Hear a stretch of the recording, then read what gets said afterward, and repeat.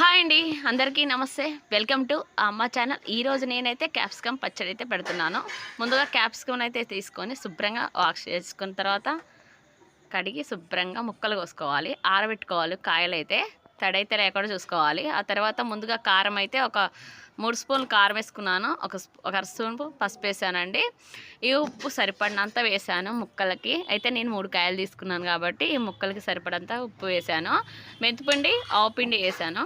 ఇంకా ఆ తర్వాత విడిగా మొత్తం కలిపేసుకొని మంచిగా కొద్దిగా ఆయిల్ వేసుకొని కూడా కలుపుకొని పక్కన పెట్టేసుకొని పోపు అయితే వేసుకోవాలి. అయితే పోపు అయితే వేసుకొని చల్లారనివ్వాలి పోపుని. మరీ వేడి మీద కాయ వేయకూడదు. ఆ తర్వాత నిమ్మరసం పిండుకోవాలండి. అయితే ముక్కలు అయితే వేయించకూడదు, పచ్చి ముక్కల్ని మామిడికాయ టైప్లోనే పెట్టుకోవాలి. కానీ పోపు వేయాలి. వేస్తే చాలా బాగుంటుంది పచ్చడి. అయితే టేస్ట్ అయితే మామూలుగా ఉండదు. ఆవకాయ పచ్చడి, ఉసిరికాయ పచ్చడి టైప్లో ఉంటుంది. చాలా బాగుంటుంది. అందరూ ట్రై చేయండి.